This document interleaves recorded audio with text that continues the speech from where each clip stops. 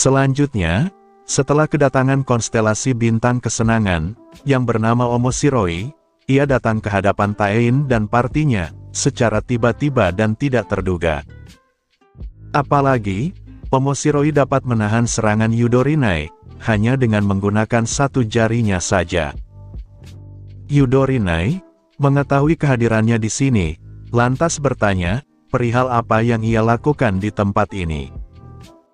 Omoshiroi, dengan senyum khasnya menjawab, kalau sekarang, Yudorinai sebaiknya tenang, dan mendengarkan penjelasannya terlebih dahulu.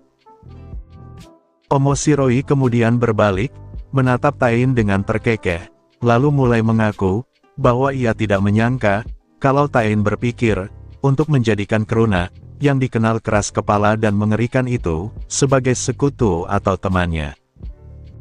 Dan ia juga memberikan ucapan selamat ke Taein, karena ia telah menerima artefak dari Kruna, yang disebut artefak kemurkaan. Lalu, ia kemudian menarik topinya ke bawah, dan mulai mengubah nada bicaranya menjadi serius. Omoshiroi melanjutkan, kalau yang terpenting untuk saat ini, adalah munculnya keputusan dari kerajaan, berasal dari Yang Mulia Raja Konstelasi. Yudorinai yang mendengar info ini, seketika terkejut, mengetahui sang raja mulai mengambil keputusan. Omoshiroi yang melihat ekspresi Yudorinai, kembali mengangkat tangan kanannya, yang memperlihatkan lengannya yang menghitam. Ia bertanya kepada yang lain, apakah mereka ingin mengetahui apa yang raja katakan. Dengan frasa khasnya yang mengatakan baik dua kali, ia lantas memberitahu semuanya, bahwa sang raja, menginginkan untuk diadakannya upatu ilahi, untuk umat manusia. Dan sebagai perwakilannya, Taein resmi ditunjuk olehnya. Taein yang mendengar dirinya ditunjuk, seketika melotot, meskipun tidak mengetahui apa maksudnya. Sekali lagi, Yudorinai kembali heran, dan berteriak apa. Ia terkejut tidak menyangka, Taein akan ditunjuk olehnya. Sementara itu, Enye yang melihat kehebohan Yudorinai, lantas bertanya padanya, mengenai apa itu upatu ilahi, dan apa yang terjadi sebenarnya. Omoshiroi, dengan nada senang seperti biasa, memberikan jawaban atas pertanyaan Enye. Jadi singkatnya, ini adalah undangan dari Sang Raja Konstelasi, untuk menunjuk kandidat baru, yang akan menjadi konstelasi berikutnya. Jika perbendaharaan katanya diambil dari kata manusia, maka itu diibaratkan, seperti melakukan pemilihan langsung di lapangan, seperti di jalan, mall, atau pasar. Jika di dunia film, ini disebut pemilihan aktor secara acak, bertujuan untuk menemukan orang, yang memiliki karakteristik dan penampilan yang sesuai, demi kebutuhan film, iklan, atau fashion show. Mendengar permintaan yang tiba-tiba ini, Taein kemudian mulai terdiam, lalu berkata serius, untuk jangan membuatnya tertawa. Soalnya, mereka para konstelasi, selalu memperlakukan umat manusia, seperti bahan dan resep sesukanya. Selain itu, Taein juga bertanya, bukankah para konstelasi itu, sedang mencoba untuk memusnahkan umat manusia, dengan menyebutnya makhluk yang tidak berguna? Melihat reaksi Taein yang emosi, Omoshiroi tentunya terkejut, lalu mencoba menenangkannya. Dan agar tidak menjadi salah paham, maka Omoshiroi akan memberikan penjelasan lebih lanjut. Menurutnya, tidak semua konstelasi di luar sana, menyetujui agenda pemusnahan manusia. Dan Taein diminta, untuk memahami hal ini dengan jelas. Dan Omoshiroi jujur, kalau merekalah yang sedari awal, merancang agenda penciptaan manusia. Jadi, ini cukup canggung bagi Omoshiroi, untuk membahasnya lebih lanjut. Namun yang lebih utama, akankah Taein yakin, untuk menolak ajakan sang raja, agar menghadiri upacara keilahian ini? Omoshiroi memberi masukan, kalau upacara ini, pasti akan memberikan manfaat kepada Taein. Taein, tanpa ragu sedikitpun, berkata bahwa ia menolak dengan tegas. Suasana di antara mereka seketika menjadi hening dan dingin. Namun tiba-tiba, Omoshiroi kembali merespon, kalau jawaban itu sebenarnya sudah diduga oleh ia sebelumnya. Dan setelah mendengarnya langsung dari Taein, Omoshiroi sangat antusias, yang membuat Taein dan yang lainnya terkejut dan kebingungan. Setelah menunjukkan tawa bahagia, Omoshiroi kemudian menatap Taein tajam, sembari memberitahunya, kalau sebenarnya, ia sudah melihat dan mengawasi Taein, dalam waktu yang cukup lama. Dan Omoshiroi menyimpulkan, kalau nilai dari makhluk transenden yang paling penting, adalah kesenangan yang dimilikinya. Dan menanggapi hal ini, tentu akan sulit bagi Omoshiroi, yang notabene-nya adalah konstelasi hiburan, untuk mengabaikan hal tersebut. Dan ditambah lagi, bukan hanya Omoshiroi saja, yang selama ini tertarik dengan tindakan yang Taein lakukan. Masih ada konstelasi lain, yang masih tertarik, dengan perilaku Taein sebagai manusia. Terlebih lagi, setelah mereka mengetahui kabar terbaru, tentang kematian Hujakruna di tangan Taein. Taein, yang selama ini diam dan menyimak perkataan Omoshiroi, mulai terganggu, karena menyadari konstelasi yang lain juga mengincar dirinya. Ia kemudian dengan tegas mengusir Omoshiroi, untuk segera pergi dari hadapannya sekarang juga. Taein mengeluarkan energi gelap di tangan kanannya, mencoba memberikan ancaman, jika Omoshiroi bertindak lebih dari ini. Omoshiroi yang melihat reaksi Taein yang semakin emosi, memohon maaf padanya, karena terlalu senang melihat Taein, sangat mudah dipermainkan olehnya. Omoshiroi lalu mengangkat kedua tangannya, seraya berjanji kepada Taein, bahwa dirinya akan berusaha, untuk menjelaskan segala hal yang terjadi di sini, saat nanti ia kembali berhadapan dengan Raja Konstelasi. Ia akan menyampaikan kepada Sang Raja, bahwa manusia yang bernama Taein, menolak upacara ilahi dengan tegas. Tetapi, Omoshiroi juga memberikan peringatan, kalau sebaiknya Taein siap, akan konsekuensi yang terjadi berikutnya. Omoshiroi melanjutkan, kalau dari sekarang, semua konstelasi bintang, yang terdiri dari 12 zodiak, akan resmi menjadi musuh Taein. Taein, yang baru mendengar sebutan 12 zodiak, lantas bertanya kepada Omoshiroi tentang apa maksudnya. Omoshiroi mengiyakan pertanyaan Taein, lalu mulai menjelaskan lebih detail. Jadi, di antara para bintang yang tidak terhitung jumlahnya, terdapat beberapa bintang, yang cahayanya paling terang di antara yang lainnya. Dan mereka inilah, yang ditunjuk secara khusus, oleh Raja Konstelasi untuk bertugas. 12 zodiak ini, yang paling berbakat di antara yang lain, masing-masing dari mereka, memiliki kekuatan yang sangat dahsyat, untuk menghancurkan seluruh kehidupan di alam semesta. Setelah menjelaskan, Omoshiroi lanjut bertanya ke Taein, meminta pendapatnya tentang 12 zodiak tersebut. Ia yakin, memikirkan Taein akan menghadapi semuanya, pasti akan sangat menyenangkan. Tapi meski begitu, Omoshiroi baru menyadari, bahwa masih ada satu hal yang harus dikecualikan. Yaitu, konstelasi keadilan yang ikut bersama Taein, yaitu Yudorinai, tidak diperbolehkan mengikuti pertarungan melawan 12 zodiak itu. Mendengar ucapan ini, semuanya kembali bingung dan terkejut, Yudorinai tidak diikut sertakan. Taein lantas bertanya, kalau apakah Yudorinai itu, termasuk ke dalam 12 zodiak yang akan dia lawan. Yudorinai dengan tenang menjawab, kalau itu benar, dia termasuk ke dalam konstelasi yang menjadi musuh Taein.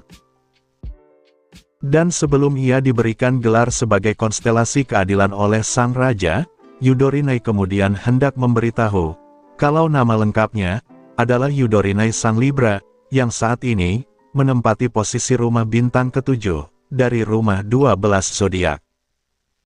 Taein yang baru menyadari ini, lantas baru mengetahui bahwa selama ini ia telah bergaul dengan orang yang luar biasa. Dan Taein bertanya, apakah tanda seperti Libra itu terukir di semua makhluk kosmik 12 zodiak tadi? Omoshiroi mengaku kemampuan Taein yang dapat memahami semuanya dengan cepat. Dan ia membenarkan bahwa tanda tersebut terdapat di tubuh 12 zodiak, meskipun dengan tanda yang berbeda-beda. Tetapi, Omoshiroi juga keheranan saat melihat Yudorinai yang malah kesulitan saat berhadapan dengan Kuruna sebelumnya. Jika kemampuan Yudorinai hanya segitu, maka kemungkinan Yudorinai akan disingkirkan dari kursi 12 zodiak. Setelah menyampaikan itu, Omoshiroi kembali terkekeh padanya. Yudorinai kemudian merespon, mengatakan bahwa posisi semacam 12 kursi sebenarnya tidak terlalu penting baginya.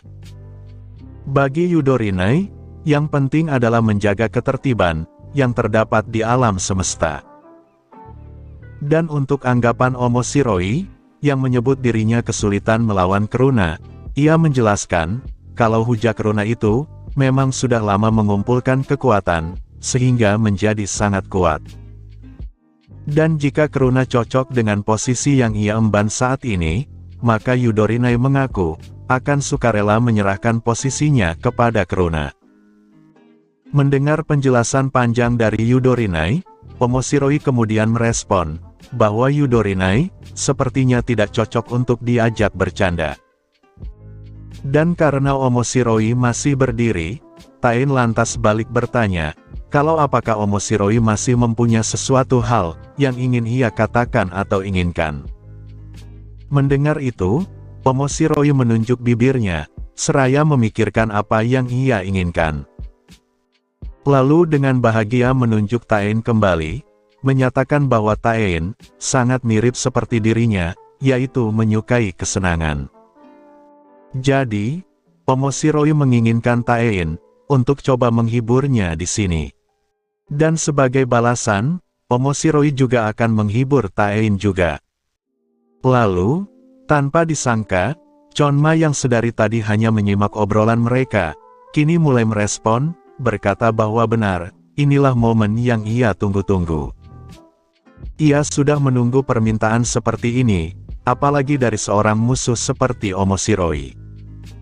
Nara di hadapan Chonma nampak terkejut, melihat reaksi Chonma yang malah tertarik. Lalu Chonma melesat ke arah Omoshiroi, sembari berteriak dengan semangat, kalau ia sekarang akan membunuhnya. Respon cepat dari Chonma ini, membuat Omoshiroi kebingungan, dan Taein juga hanya menatap dengan heran. Lalu, agar usaha Chonma terbayar, Omoshiroi memberitahunya dengan tenang, untuk jangan mengeluarkan kata-kata kasar terhadapnya. Soalnya, itu membuat Omoshiroi ketakutan. Ia berkata dengan wajah kesal, karena kesenangannya diganggu oleh Chonma. Chonma, dengan teknik Celestial Demon Explosion miliknya, bergerak semakin dekat, dan bahkan hampir mencapai Omoshiroi. Tetapi, hanya dengan jentikan jari dari Omoshiroi, membuat Taein yang awalnya keheranan, menjadi terpaku melihat apa yang terjadi, dengan Chonma yang melancarkan serangan barusan. Omoshiroi lanjut berkata, bahwa dengan ini, pertarungan Chonma resmi diselesaikan. Suara jentikan jari terdengar, membuat Chonma yang melihat cahaya hijau yang muncul, hanya bisa melotot dan tidak mampu menghindar. Ya, jentikan jari Omoshiroi, mengakibatkan cahaya hijau muncul dari tanah, membuat tempat itu bercahaya terang benderang. Bahkan, cahaya jentikan tadi, mengakibatkan planet Huja Kuruna, seakan hendak meledak dari dalam. Dan dari sana nampak cahaya kuning keemasan, yang berhasil keluar dari planet tersebut. Benar saja, planet itu seketika meledak dengan brutal, menghamburkan semua isinya. Untungnya, cahaya kuning keemasan tadi, sudah terbang cukup jauh dari galaksi itu, dan kini bergerak di angkasa luar. Di dalamnya, tentu saja terdapat Yudorinai, yang seketika bertanya ke Chonma, perihal apakah keadaannya baik-baik saja. Chonma hanya mengerang kesakitan, sepertinya sempat terkena dampak, meskipun cuman sedikit. Layla hanya bisa melirik ke belakang, terkejut melihat yang terjadi kepada planet Hujakeruna. Sementara Nara dan Iljin berteriak sangat keras, merasakan tubuh mereka seperti ditarik paksa. Dan untuk Taein, dia hanya mengumpat kata sial, merasa kesal dengan apa yang Omoshiroi lakukan.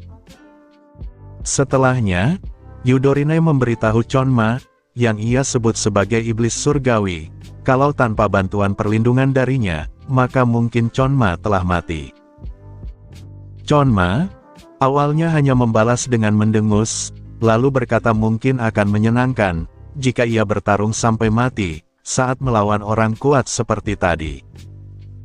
Dan pernyataan itu langsung dijawab, oleh Omoshiroi, yang tiba-tiba ikut nimbrung di cahaya mereka. Ia menyetujui pernyataan Chonma, bahwa itu pasti akan menyenangkan. Melihat kehadiran Omoshiroi di dekat mereka, semuanya kembali terkejut, orang yang mereka waspadai ternyata ikut bersama. Omoshiroi, yang bergerak ke depan, kemudian mengajukan pertanyaan ke Taein, perihal kemana mereka akan pergi kali ini. Dan seperti yang ia duga sebelumnya, manusia seperti Taein, memang sangat menyenangkan untuk disaksikan. Taein hanya bisa memanggilnya, dengan nada emosi sekaligus heran. Melihat respon Taein yang tidak bersahabat melihatnya, membuat Omoshiroi bertanya lagi, mengapa Taein begitu marah padanya. Padahal beberapa waktu lalu, ia telah menyelamatkan hidup Taein. Sejujurnya, hati Omoshiroi terluka, mendengar respon Taein yang semakin negatif terhadapnya. Setelah mendengar pengakuan Omoshiroi ini, Taein baru teringat, saat Hujakeruna mengaktifkan Infernal Nova Zero Distance sebelumnya, jelas-jelas itu akan menghilangkan nyawanya. Tapi anehnya, Taein masih hidup, padahal tidak ada kesempatan untuk menghindar. Taein menyadari, kalau itu bukan karena keberuntungan, tapi karena campur tangan dari Omoshiroi. Omoshiroi lalu melanjutkan, jika Taein melindungi kesenangan, maka dirinya juga akan melindungi Taein. Ia bahkan akan memastikan, kalau semua konstelasi, tidak akan menyerang Taein secara bersamaan. Dan untuk lebih akrab dengannya, Omoshiroi mulai menyebut nama lengkapnya, yang berasal dari zodiak Capricorn. Ia mengeluarkan lidahnya, yang terdapat tanda Capricorn, berwarna hijau tua. Dan Omoshiroi mengaku, dirinya menempati posisi ke-10, dari kursi 12 zodiak. Dan juga, Omoshiroi lupa memberitahu, ia kemudian membisikkan sesuatu ke telinga Taein, yang membuat Taein melotot terkejut. Iljin dan Nara di belakang, hanya bisa melihat mereka berdua, tidak mengetahui apa yang Omoshiroi bicarakan. Setelah memberikan masukan kepada Taein, Omoshiroi mulai menggenggam tangan kiri Taein, memberinya sesuatu di tangannya. Ia juga meminta, untuk mendengar pendapat Taein, perihal tawaran ini. Soalnya, ide itu pasti akan sangat menyenangkan. Dan Omoshiroi menaruh harapan besar kepada Taein, agar menjalankan ide tersebut dengan baik. Lalu, jika Taein ingin bermain lagi dengannya, maka Taein bisa langsung meniup suling itu, yang sebelumnya telah ia berikan ke tangannya. Dan setelah semuanya, ia berpamitan kepada Taein, berkata bahwa mereka akan bertemu kembali di lain waktu. Taein hanya diam melihat Omoshiroi pergi begitu saja, lalu mulai melirik ke arah suling yang ia dapatkan. Taein nampaknya masih ragu, untuk menerapkan ide yang Omoshiroi sarankan padanya. Singkatnya, mereka akhirnya kembali ke bumi, dan mendarat dengan selamat seperti biasa. 4 orang di antara mereka, yaitu Iljin, Nara, Layla dan Enyai, masih merasakan pusing yang hebat. Sementara Taein, Yudorinai dan Chonma tidak menunjukkan efek apapun, seakan sudah biasa menghadapinya. Enye, yang menahan dirinya untuk muntah, berkata kepada yang lain, meskipun ia beberapa kali telah mengalami perjalanan ini, dirinya tetap saja tidak mampu untuk terbiasa. Nara di belakangnya, bahkan sampai ditahan oleh Laylaela, agar ia tidak jatuh ke tanah. Sementara itu, Taein yang kini memegang dua benda di tangannya, di tangan kiri terdapat suling Omoshiroi, dan di tangan kanan terdapat amulet dari Hujakruna. Ia sontak mempertanyakan perihal apa-apaan progres ini, karena ia bahkan tidak sempat untuk berduka atas kematian Hujakruna. Taein lantas hendak mengenakan kalung itu, sebelum disapa oleh Yudorinai, yang menyebutnya dengan sebutan cabul. Yudorinai meminta maaf padanya, karena telah mengarahkan pedangnya pada Taein sebelumnya. Taein mencoba menjawab dengan ragu, kalau itu tidak masalah, dan jangan terlalu dipikirkan. Tetapi, jawaban itu langsung dipotong oleh Yudorinai sendiri, berkata bahwa Taein telah mengalami banyak masalah. Taein terheran, lalu Yudorinai melanjutkan penjelasannya. Yudorinai mengaku bahwa dirinya telah sombong, karena berpikir bisa menilai Taein dengan pendapatnya sendiri. Jadi, Yudorinai meminta izin untuk kembali ke kuil konstelasi, untuk menerima petunjuk dari Yang Mulia Raja Konstelasi di sana. Selain itu, Chonma juga dengan malu meminta kepada Taein, agar mengembalikannya ke bentuk semula. Soalnya, ia akan kembali ke negara asalnya, dan berlatih lebih banyak abis ini. Lalu, Nara juga mengajukan pertanyaan ke Taein, perihal apa yang ingin Taein lakukan sekarang. Taein, dengan nada yang penuh keraguan, berkata bahwa mulai dari sekarang, dirinya akan. Perkataan Taein lagi-lagi dipotong, kali ini oleh Iljin, yang meminta semuanya untuk melihat ke belakang. Sontak saja, semuanya melihat ke belakang, dan nampak terpana dengan apa yang mereka lihat. Ya, semuanya kembali normal, para petugas kembali menjalan pekerjaannya. Semuanya kembali ke aktivitas seperti biasanya. Taein hanya bisa berdiri, terpaku melihat apa yang terjadi. Para pekerja memberikan arahan, memberi masukan, dan para perawat membawa orang-orang yang terluka ke dalam mobil ambulans. Taein akhirnya menyadari kalau virus kemarahan yang melanda bumi sebelumnya kini telah hilang sepenuhnya. Iljin menambahkan, menyebut Taein seperti baru saja telah menyelamatkan dunia dari kehancuran. Mata Taein mulai berkaca-kaca, melihat semuanya berjalan seperti biasa. Lalu, ia kemudian memberikan keputusan mendadak, kalau parti atau tim mereka, kini resmi dibubarkan. Ijin sontak terkejut dan bingung, mendengar keputusan yang Taein katakan sambil tersenyum. Ia berteriak apa, tapi tidak digubris oleh Taein. Taein melanjutkan, dengan memberikan ucapan kerja bagus kepada semuanya, dan kini bisa kembali ke kehidupan normal masing-masing.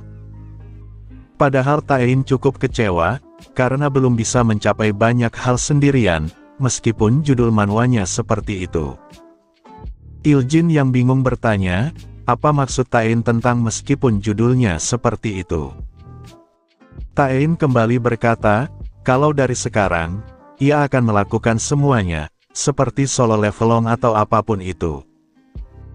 Tetapi, perkataan Taein kembali dipotong, kini oleh Laylaela, yang mempertanyakan apa yang Taein bicarakan. Tiba-tiba, panel sistem muncul di hadapannya, yang membuat Taein kebingungan. Ia bertanya, mengapa status window muncul sekarang?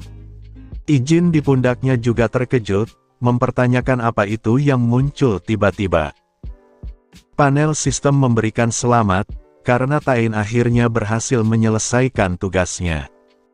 Taein yang mendengar tanggapan Iljin barusan, lantas berteriak heran, apakah Iljin bisa melihat panel sistem ini juga? Iljin yang tidak mengetahui apapun, hanya bisa bertanya, perihal apa sebenarnya yang muncul itu. Selanjutnya, panel sistem memberikan penjelasan panjang, tapi Tain dengan tegas berteriak, kalau ia tidak suka membaca informasi yang panjang. Jadi, ia menyuruh panel sistem untuk menyingkatnya menjadi 4 baris. Padahal dari informasi ini, dapat dipahami, kalau bantuan dari sistem, dimaksudkan untuk mengatasi ujian gerbang tanah menara, dan menyelamatkan umat manusia. Sistem tidak pernah berpikir, untuk memberikan misi ke Tain, agar mengalahkan para konstelasi.